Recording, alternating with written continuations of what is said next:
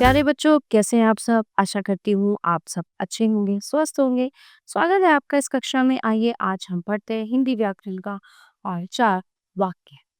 आपने जाना कि वर्णों के सार्थक मेल से शब्द बनते हैं, ठीक है? इसी प्रकार शब्दों के सार्थक मेल से वाक्य बनते हैं। एक उदाहरण देखिए, मैं गर्म दूध पीती हूँ।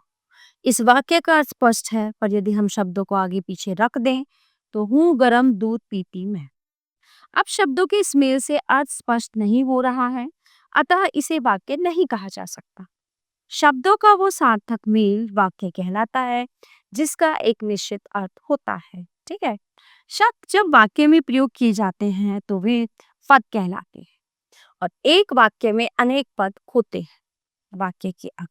वाक्य के दो अंग होते हैं, उद्देश्य और विधेय। ठीक है। उद्देश्य वाक्य में जिसके विषय में बात की जाए उसे उद्देश्य कहते हैं। विधेय वाक्य में जो कुछ उद्देश्य के विषय में कहा जाता है उसे विधेय कहते हैं। ठीक है। नीना पढ़ रही है, मोना रस्सी कूद रही है। इन वाक्य में उद्देश्य और विधेय इस प्रकार है। किस प्रकार है?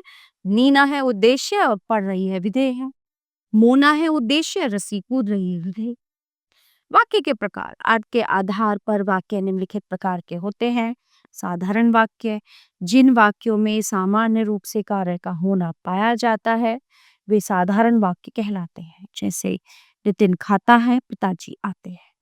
नकारात्मक वाक्य जिन वाक्यों में कार्य का ना होना या ना करना पाया जाए ये नकारात्मक वाक्य होते हैं। जैसे मैं नहीं खेलूंगा, तुम कहीं नहीं जाना।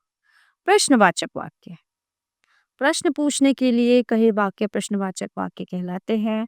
जैसे आप कौन हैं, तुम क्या करते हो। आज्ञावाचक वाक्य आदेश देने के लिए कहे वाक्य आज्ञावाचक वाक्य कहलाते हैं। जैसे जाओ जाकर कपड़े बदलो, जरा मेरी किताब तो लाना। संकेतवाचक वाक्य जिन वाक्यों में कोई संकेत या शर्त हो वे संकेतवाचक वाक्य कहलाते हैं। जैसे सच बोलोगे तो मैं तुम्हें छोड़ दूंगा, आप आएंगे तो मुझे अच्छा लगेगा।